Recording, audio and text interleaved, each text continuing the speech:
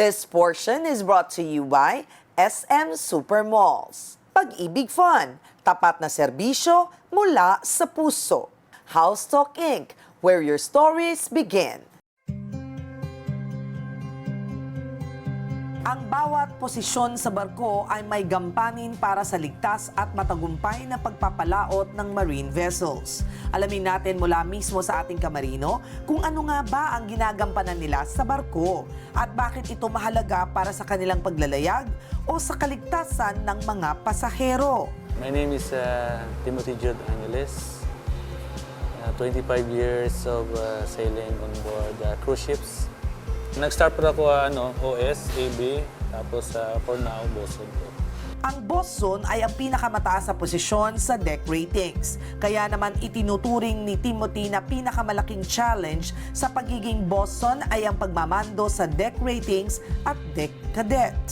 So mostly ako po yung in charge sa maintenance, sa mga ABs, NOS, and cadet.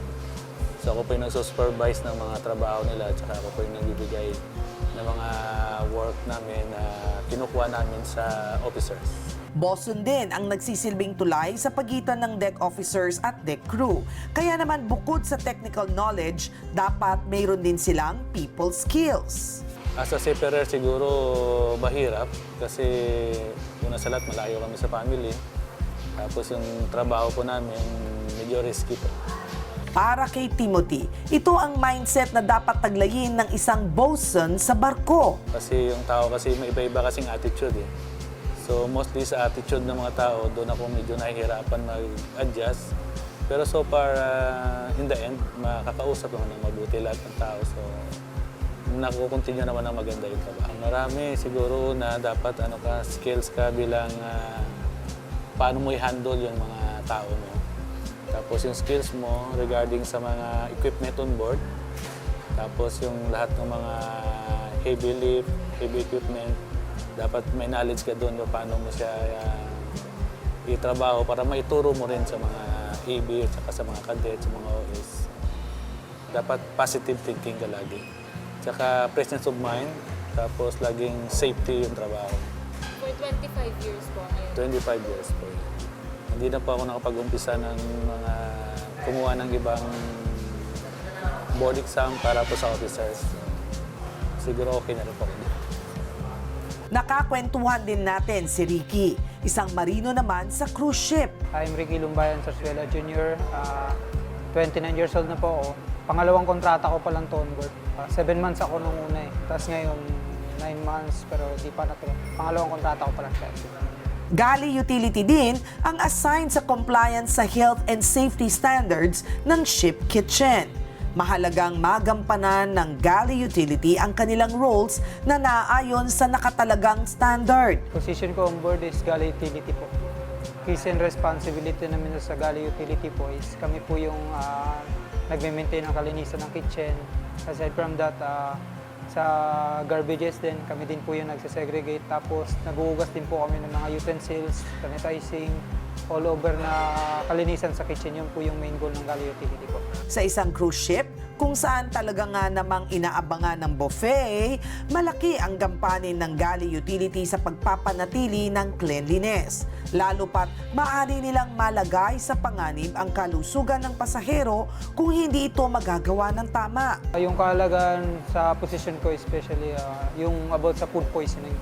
Kasi minsan yung cross-contamination, doon nangyayari pag hindi masyadong maayos yung paglilinis ng facility, ng kitchen, tapos yung mga gamit, hindi siya masyadong nasa-sanitize. Kaya para sa akin, importante talaga yung position ko para, importante siya kasi, yun nga, more on sanitation kami. Baga sa food industry, kailangan malinis. Paalala naman ni Ricky para sa galley attendants na magkaroon ng control sa emosyon. Yung mahirap is yung, minsan kasi pag pumapalya yung machine, yun, kasi ang machine kasi yung gamit namin panghugas. Pag pumapalya siya, hindi niya nasusunod yung tamang standard ng sanitation. Yung nangyari kasi nun is, parang hindi naman siya masyadong malala, food poison na. Yun yung talagang, kasi nag-meeting kami noon dahil dun. Tapos yung hindi masyadong malinis yung paligid. may mga insects na nakapasok sa ship, tapos sa mga nakatago dun sa sa ilalim ng kitchen po. Siguro yung sa skills lang siguro, hindi naman siguro halos talaga kailangan mo ng magandang skill, pero kailangan mo lang talaga mag-double check. Aralin yung trabaho mo, tapos i-check mo yung area mo kasi more on cleanliness talaga ang focus namin eh. Yun lang talaga siya. Then yung siguro i-take note mo lang siguro yung mga kailangan gawin. Sa skills siguro lahat naman talaga pwede sa position ko. Siguro sa akin, sa experience ko, yung pagiging mainitin ng ulo. Kasi kadalasan pag baga busy ka na, dami ng tao, dami tambak yung mga gagawin mo. Minsan kasi doon na pumapasok yung shortcut way. So, kasi may sa barko kasi meron kami tinatawag na 3-bucket system. Yung 3-bucket system na yun, minsan di na siya nasusunod dahil lang ng gusto ng umuwi, gusto nang magpahinga. Kumbaga, ano na sila eh, nagiging mainitin yung ulo, nawawala sila sa focus ko. Yung ganun lang talaga. Then, yun lang talaga siguro sa akin lang, yun lang.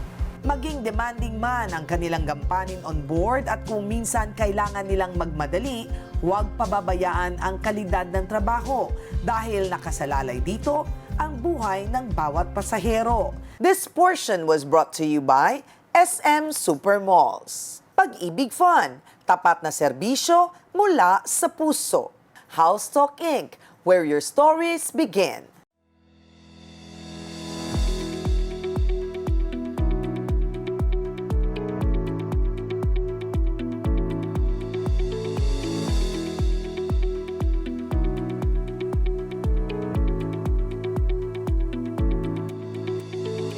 Light and homey.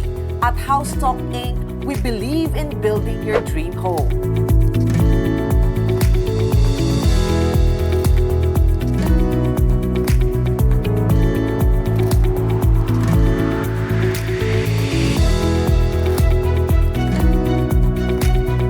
Enjoy easier payment terms designed for every Filipino family.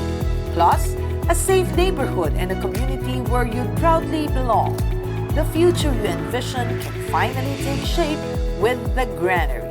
New beginnings start today with Housetalk Inc.